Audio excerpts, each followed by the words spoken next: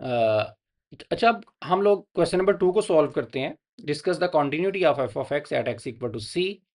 अब आपको पता चलेगा कि ये हमारे पास पॉजिटिव और नेगेटिव का सही मतलब क्या है।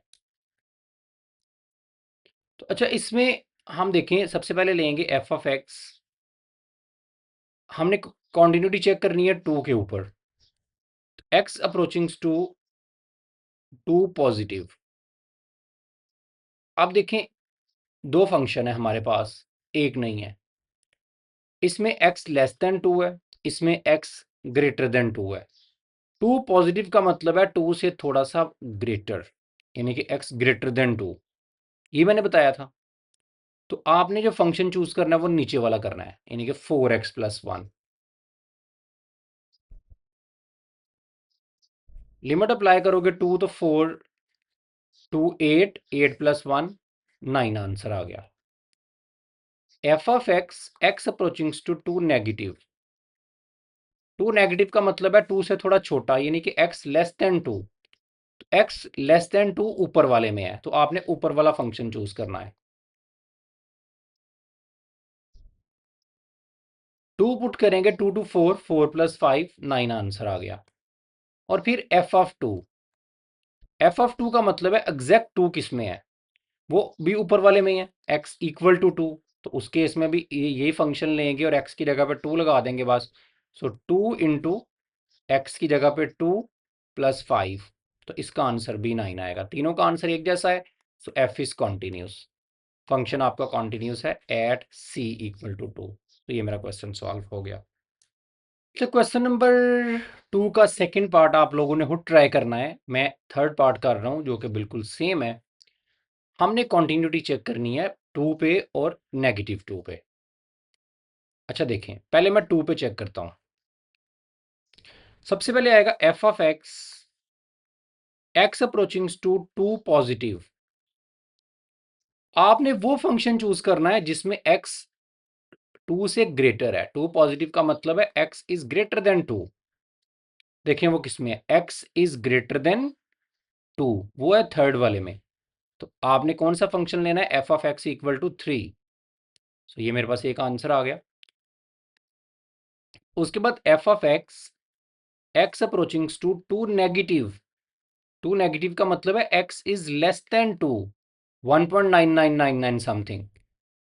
आपने वो फंक्शन चूज करना है इन तीनों में से जिसमें x लेस देन 2 है। ये देखें, x इज लेस देन 2, ये इधर आपको नजर आ रहा है।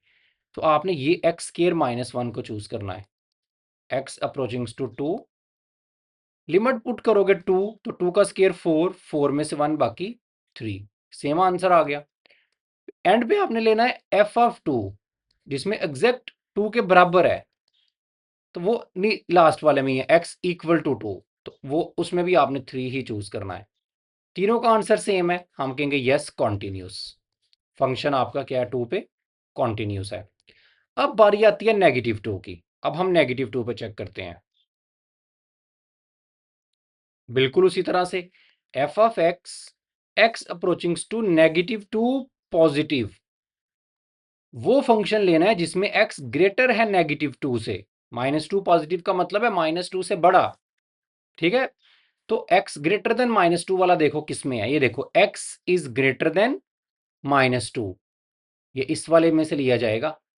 x इज ग्रेटर देन -2, तो फंक्शन कौन सा लिया जाएगा, x square -1, x approachings to -2 positive. Limit apply करोगे -2 तो -2 का स्केयर 4, 4 में से 1 बाकी 3 आंसर आ गया। ठीक है, इसी तरह से F of X X approachings to -2 negative, जिसमें x लेस है नेगेटिव 2 से, और वो किसमें है, फर्स्ट वाले में, x इज लेस देन -2। ठीक है, तो फर्स्ट वाला फंक्शन लिया जाएगा 3x x -2 negative. -2 limit apply करोगे 3 इंटू -2, आंसर आ गया -6। देखो आंसर सेम नहीं आया, हम कहेंगे नॉट कॉन्टिन्यूस। फंक्शन आपका कॉन्टिन्यूस नहीं है। तीसरी कंडीशन आपने चेक ही नहीं करनी, क्योंकि जब पहली दो कंडीशन ही मैच नहीं कर रही, नेबर्स की बात ही मैच नहीं कर रही, तो हम घर वालों से क्यों पूछें जाके। ठीक है, तो बस इन्हीं दो कंडीशन से हम कह देंगे इसकी एक तरफ आंसर 3 है, एक तरफ -6 है। पहले देखें 2 पे कॉन्टिन्यूस था, तीनों आंसर सेम थे 3 3 3, लेकिन इसमें ये आंसर डिफरेंट आ गए हैं, इसलिए ये फंक्शन एक पॉइंट पे कॉन्टिन्यूस है और एक पर डिसकॉन्टिन्यूस है। 2 पॉइंट्स में हम लोगों ने बताना था। तो ये क्वेश्चन आपका सॉल्व हो गया। इस क्वेश्चन में देखें वो ये कह रहा है कि आप लोगों ने क्वेश्चन नंबर 4 में, ये अक्सर शॉर्ट क्वेश्चन में आ जाता है क्वेश्चन, कि आपने सी की वैल्यू बतानी है, ये वाले सी की, और लिमिट एग्जिस्ट करती है -1 पे। ठीक है, -1 पे लिमिट एग्जिस्ट कर रही है। एग्जिस्ट करने का मतलब है कि उसने हमें हिंट दे दिया है कि लेफ्ट लिमिट और राइट लिमिट, यानी कि दोनों नेबर्स की बात जो है ना, ये -1 है, तो दोनों नेबर की बात एक जैसी आएगी, ये उसने हमें खुद ही बता दिया है। हमने सी के बारे में बताना है, फिर सी क्या होगा। तो देखिए हम सबसे पहले क्या करेंगे, x अप्रोचिंग्स टू -1 पॉजिटिव, कौन सा फंक्शन लेंगे जिसमें x ग्रेटर है -1 से, किसमें, नीचे वाले में x इज ग्रेटर देन -1, तो फंक्शन लिया जाएगा c+2।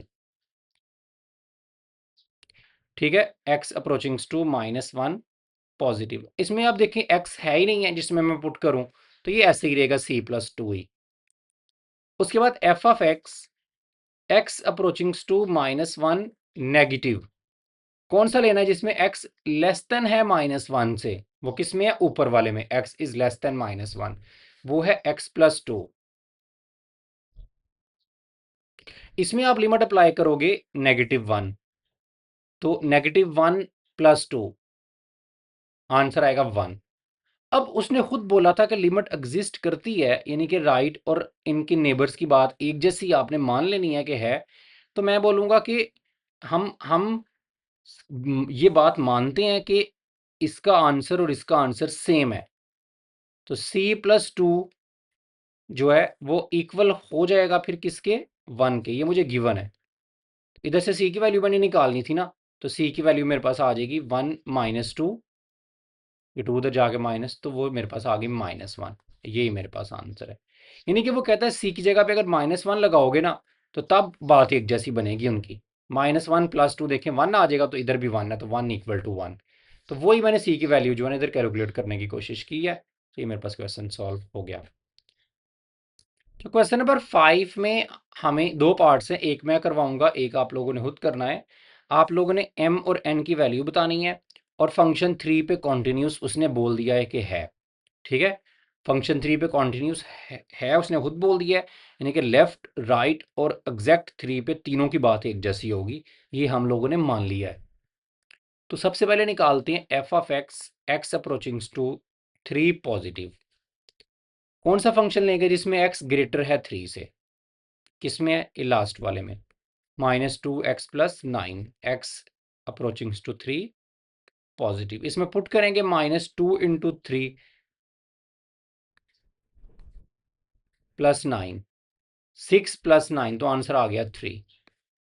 उसके बाद F of X approachings to 3 negative, कौन सा लेंगे जिसमें x लेस देन 3 है, वो किसमें है, फर्स्ट वाले में, mx, x approachings to 3 negative, limit 3 ही अप्लाई करनी है, x की जगह 3 लगाएंगे तो आंसर आ गया 3m। और लास्ट में f ऑफ 3 जिसमें एग्जैक्ट 3 के बराबर है, ना ग्रेटर ना लेस, वो किसमें है, सेंटर वाले में, और उसका आंसर कितना है, n। अब उसने खुद बोला है फंक्शन कॉन्टिन्यूस है, तो तीनों की बात एक जैसी होनी चाहिए, इसकी, इसकी और इसकी। अगर मैं फर्स्ट और थर्ड वाले की बात करूं, इसकी बात 3 है, इसकी बात n है, हम कहते हैं सेम होनी चाहिए, तो अगर मैं इन दोनों की बात को सेम कह दूं, तो इधर से n इक्वल किसके आ गया, 3 के, तो मुझे एक आंसर मिल गया।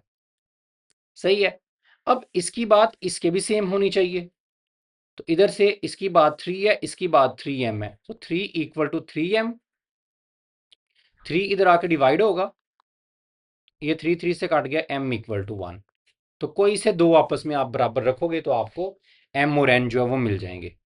इसको भी इसके बराबर रख सकते हो, लेकिन अब फायदा कोई नहीं है, क्योंकि हमें ऑलरेडी जो चाहिए था हमें मिल चुका है, मजीद हम इसे क्यों आगे इसको जो है ना वो लंबा करें क्वेश्चन को। सो बस क्वेश्चन भी, तो देखिए लॉन्ग क्वेश्चन में आता है, और कितना शार्ट, 2-4 लाइनों में सिर्फ जो है आपका क्वेश्चन, ये x अप्रोचिंग्स टू 3, ये सही लिखने हैं आपने, लिमिट, ये साथ साथ लोग बच्चे लिमिट से नहीं लगाते, ये वाली ऐसे ही बस सॉल्व करते जाते हैं।